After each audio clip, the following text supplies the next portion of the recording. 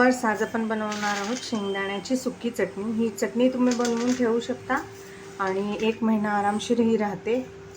तुम्ही ही डब्याला देऊ शकता मुलांना चपातीसोबत खायला। ह्याच्यामध्ये थंडीमध्ये शेंगदाणे खाण्याचा खूप छान असा फायदा असतो। ह्याच्यात खूप विटॅमिन्स वगैरे असतात। हार्टसाठी शेंगदाणे खूप चांगले असतात, त्यामुळे नक्की खा। लोक बदाम वगैरे पण खातात, पण शेंगदाणे पण खूप जास्त त्याच्यामध्ये ना प्रोटीन असतं, फॅट असतं। म्हणजे ह्याच्यामध्ये जे ऑइल असतं ते आपल्या हार्टसाठी खूप चांगलं असतं। त्यामुळे नक्की तुम्ही हे शेंगदाण्याची चटणी करून नक्की खा, किंवा शेंगदाण्याचे लाडू खा। खूप पौष्टिक असतात शेंगदाणे। तर इथे मी घेतली 1 वाटी शेंगदाणे, जे आपण छान असे मध्यम गॅसवर भाजून घेणार आहे। 8 ते 10 लसणाच्या पाकळ्या, आणि मी इथं 2 कांड्या घेतलेल्या आहेत कढीपत्त्याच्या। ज्या 2 दांड्या असतात ना, त्याचे कढीपत्त्याची पानं घेतलीत, कारण आपण असं तर आपण खाणार नाही कढीपत्ता, फोडणीला टाकलेलं निवडून काढतो, त्यामुळे चटणीत वाटून टाकायचं आहे। आणि ह्या चटणीला आपल्याला लागणार आहे मिरची पावडर, जे पण नंतर वाटताना ॲड करणार आहे। तर त्या सगळ्यात आधी आपण शेंगदाणे भाजून घेऊया। हे पहा व्ह्यूअर्स, आता आपण शेंगदाणे ना छान असे तव्यामध्ये भाजून घेतो।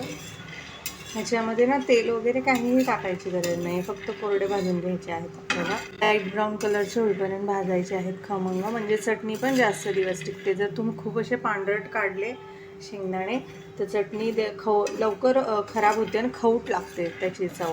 त्यामुळे व्यवस्थित भाजून घ्या मीडियम फ्लेमवरती। हे पहा व्ह्यूअर्स, आता आपले शेंगदाणे ना भाजलेले आहेत। आवाज ऐकू शकता तुम्ही, ह्याचा चटचट आवाज येत आहे। तर तुम्हाला आवडत असल्यास तुम्ही ह्याचे साल काढून घेऊ शकता चटणीसाठी, किंवा नाही काढले तरीही चालतील।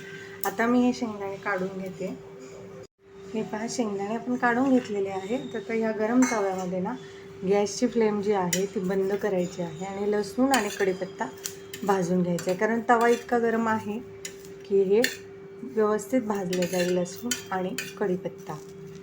लसणाची चव चटणीमध्ये कच्चट लागू नये म्हणून मी इथे लसूण थोडासा भाजून घेत आहे। भाजून घेत आहे म्हणजे गॅस बंद आहे, पण गरम आहे तवा, त्यामुळे भाजलं जाते व्यवस्थित, आणि आपला कढीपत्ता देखील छान कुरकुरीत होतो या हीटमध्ये। आता आपले शेंगदाणे पण थंड करूया, आणि मग चटणीची मी तुम्हाला। हे पहा व्ह्यूअर्स, इथं आपले शेंगदाणे ना छान असे थंड झालेत, आणि मी त्याचे ना चोळून हाताने पूर्ण साली ज्या आहेत त्या काढून घेतलेल्या आहेत। जितक्या मला शक्य झाल्या तितक्या काढल्या। तर आपण ह्याच्यातले जे शेंगदाणे आहेत ते कसे वेगळे करायचे, बऱ्याच लोकांना पाखडता येत नाही शेंगदाणे, तर मी तुम्हाला एक सोपी ट्रिक सांगते। हे आपल्या तळणीचा झारा घ्यायचा आहे, आणि असं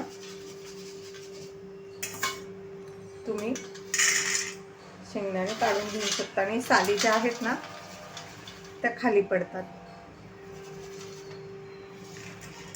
आणि पटपट पण काम होतं, तुम्हाला पाखडण्याची गरज नाही।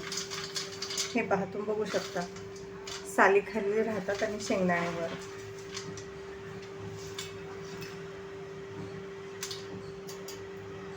आता मी हे सगळे शेंगदाण्याचे साली काढून घेते, मग तुम्हाला दाखवते। हे पहा व्ह्यूअर्स, आता आपण जे भाजलेले दाणे आहेत सालू काढून घेतलेले, ते आता मिक्सरच्या भांड्यात टाकूया। आता आपण ॲड करणार आहे भाजलेला कढीपत्ता आणि लसणाच्या पाकळ्या।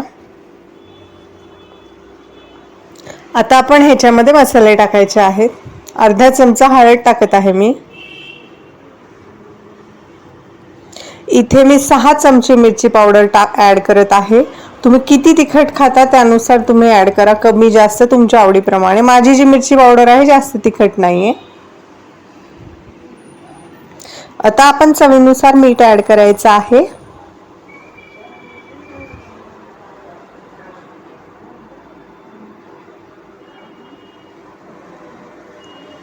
आता आपण ही चटणी मस्त अशी मिक्सरला। हे पहा व्ह्यूअर्स, इथे आपली जी चटणी आहे ना ती छान अशी वाटून झालेली। इथे मी जास्त बारीक पण ह्याची पावडर केली, पूड केलेली नाही। थोडेसे ह्याच्यामध्ये ना थोडेसे तुकडे राहू दिलेले आहेत शेंगदाण्याचे, नाही तर फारच ही म्हणजे अशी पिठूळ लागते, त्यामुळे इथे थोडंसं मी हिला जाडसर वाटून घेतलेलं आहे। तर आपली चटणी तयार आहे, ती आपण एका भांड्यात काढूया, मी तुम्हाला दाखवते।